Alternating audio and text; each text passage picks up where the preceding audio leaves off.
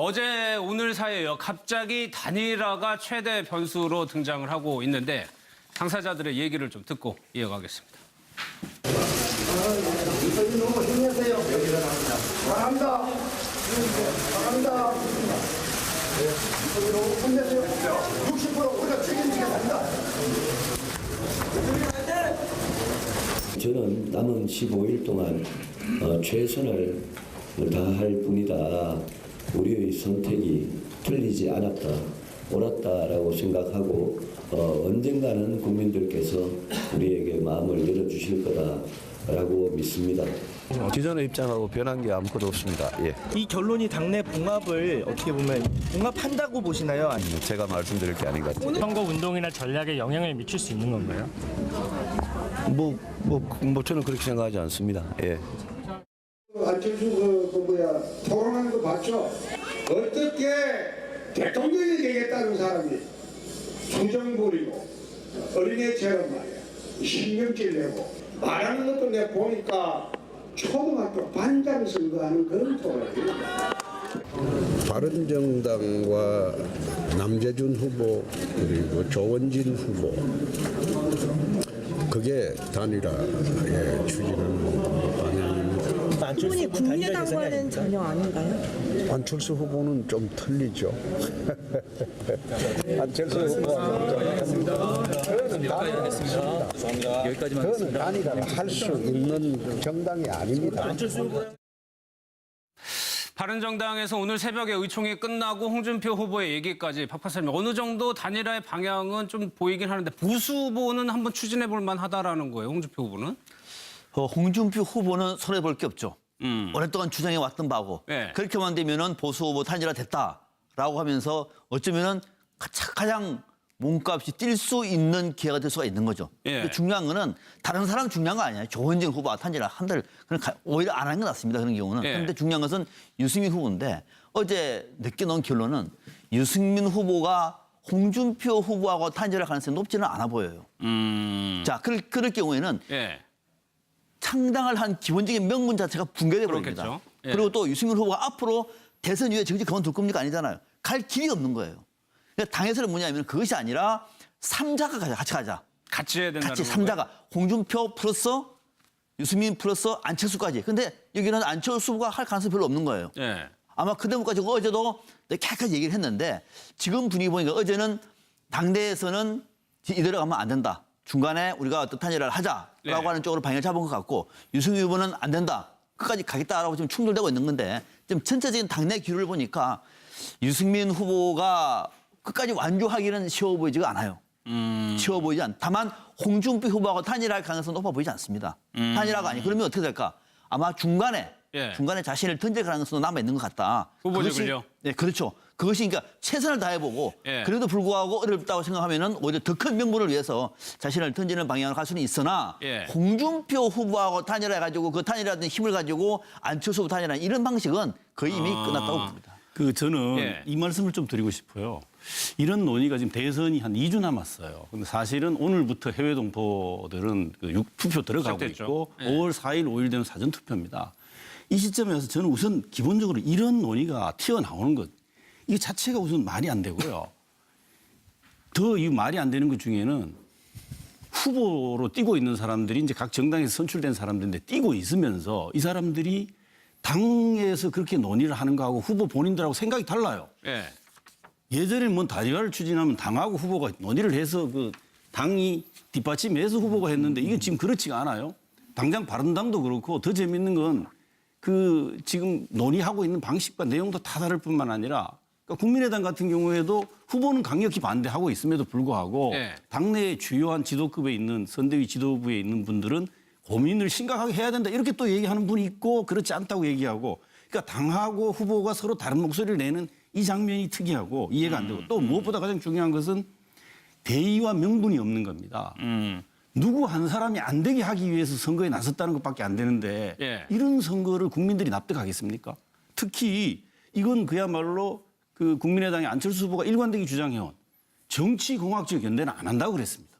근데 지금 일부에서 모색하는 건 일단 뭐 후보고 뭐고 상관없이 자기들의 정치적 미래를 위해서 무슨 대의와 명분도 없이 국민들을 기만하는 그런 행태들을 보이는 이런 식의 이합집산형 네. 오로지 누구를 안 되게 하기 위해서 가능한 모든 수단을 동원한다는 정말 이건 정치공학적인 이런 그 야합이라는 비판을 받을 수 있는 이런 짓을 왜 이 시기에 하는지 도저히 이해가 안 된다라고 하는 점을 좀 지적하고 싶어요. 이종우 씨. 예, 이재경 그 교수님께 이렇게 말씀하신 것 뭐 충분히 저도 그런 명분 뭐 이런 부분 굉장히 공감을 하는데 네. 사실 역사는 되풀이되는 것 같아요. 이게 처음 있는 일은 아니거든요. 네. 노무현 전 대통령 후보 시절에 아니 당이 그렇게 참 멋진 경선을 해서 뽑은 후보를 당 중진 의원들이 흔들었거든요. 그때 나서서 그래서 뭐 지지율이 떨어지니까 정치는 현실이잖아요. 당시에도 사실은 정말 비판 많이 받았어요. 어떻게 그렇게 경선으로 뽑은 후보를 흔들 수가 있느냐. 하지만 그렇게 해서 후단협이라는 거 만들어지고 또 외부에서 전혀 정책성이 다 같지도 않는 다른 그런 후보를 끌어다가 서로 뭐 또 경쟁시키고 했던 경험 기억하시잖아요. 그거 그대로 되풀이 됩니다. 또 좀 전에 하셨던 말씀, 이게 야합 아니냐. 또 이렇게 누구누구를 반대하기 위해서 모든 나머지 사람들이 어떻게 다 이렇게 힘을 합치냐 하는 말도 어디서 많이 듣던 그런 저는 기억이 납니다. 예. 5년 전에 박근혜 그 후보 측이나 혹은 그 전에 여당 측에서 야당이 단일화할 때마다 사실은 아니 나를 아까 하나의 후보를 그 비판하기 위해서 또는 떨어뜨리기 위해서 어떻게 그냥 그렇게 명분 없이 다 손을 잡고 뭐 이정희 뭐 통진당 후보하고도 손을 잡고 연대하고 그러느냐라는 비판도 있었거든요. 그래서 이번 이야기가 사실은 명분이 없어 보이는 건 저도 인정을 합니다만 그런데 지지율이 사실은 가장 큰 문제다. 그렇겠죠. 지지율이 현실적인 3%, 5% 이런 상황에서 끝까지 가는 것이 당에서는 바라볼 때 또는 소속 의원들이 바라봤을 때는 불안하고 거기에 대한 어떤 확신이 없고 그런 건 언제나 역사가 되풀이됐다라는 거죠. 근데 제가 짧게 한 말씀에 우리 이 실장님 말씀에 근데 과거가 그랬기 때문에 지금도 그럴 수 있다라고 말씀하신 취지는 아니실 테고. 아닙니다. 그러니까 과거에 그랬기 때문에 잘못된 건 지금 후보 흔들면 안 되잖아요. 민주적으로 뽑아놓고. 근데 저는 그 부분은 고쳐 나가야 될 것 가지고 두 번째는 과거에 이제 단일화했던 케이스는 경우는 보면은 강력한 보수 여당 후보가 딱 서 있고 야당이 정권 교체를 하기 위해서 예를 들면 또 했던 그런 경우들이 정권 교체라든가 혹은 정권의 재창출을 위해서 알겠습니다. 이 강력한 보수 후보에 맞서서 했는데 이번 같은 경우는 한번 우리가 보면 알겠지만은 안철수 국민의당 후보나 문재인 민주당 후보가 둘 다 야권 후보 아닙니까? 이 야권 후보끼리 경쟁하다가 갑자기 야권 후보 중에 한 분하고 나머지 지금 구여권하고 합하자 이게 국민들이 납득할 수 있을까? 이런 점을 제가 지적하는 거예요. 시간이 얼마 안 남았죠. 한번 좀 지켜보도록 하고요. 지금 논의하고 있는 방식과 내용도 다 다를 뿐만 아니라 그러니까 국민의당 같은 경우에도 후보는 강력히 반대하고 있음에도 불구하고 당내의 주요한 지도급에 있는 선대위 지도부에 있는 분들은 고민을 심각하게 해야 된다. 이렇게 또 얘기하는 분이 있고 그렇지 않다고 얘기하고 그러니까 당하고 후보가 서로 다른 목소리를 내는 이 장면이 특이하고 이해가 안 되고 또 무엇보다 가장 중요한 것은 대의와 명분이 없는 겁니다. 누구 한 사람이 안 되게 하기 위해서 선거에 나섰다는 것밖에 안 되는데 이런 선거를 국민들이 납득하겠습니까? 특히 이건 그야말로 그 국민의당의 안철수 후보가 일관되게 주장해온 정치공학적 연대는 안 한다고 그랬습니다.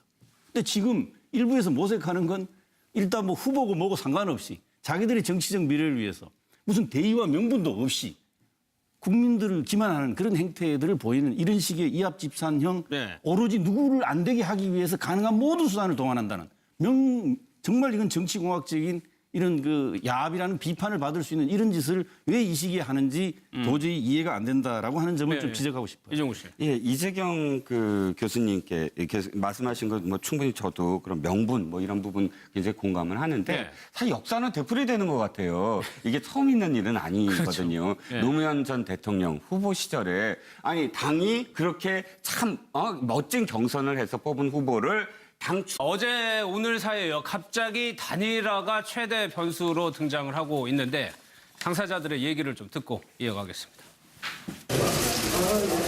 너무 힘내세요. 잘한다. 잘한다. 힘내세요. 60% 우리가 책임지게 된다. 저는 남은 15일 동안 최선을 다할 뿐이다. 우리의 선택이 틀리지 않았다, 옳았다라고 생각하고 언젠가는 국민들께서 우리에게 마음을 열어주실 거다라고 믿습니다. 기존의 입장하고 변한 게 아무것도 없습니다. 예. 이 결론이 당내 봉합을 어떻게 보면 봉합한다고 보시나요? 아니면 제가 말씀드릴 게 아닌 것 같아요. 선거 운동이나 전략에 영향을 미칠 수 있는 건가요? 저는 그렇게 생각하지 않습니다. 예. 안철수 토론하는 거 봤죠? 어떻게 대통령이 되겠다는 사람이 투정 부리고 어린애처럼 말이야 신경질 내고 말하는 것도 내가 보니까 초등학교 반장 선거하는 그런 토론이야. 바른정당과 남재준 후보 그리고 조원진 후보 그게 단일화.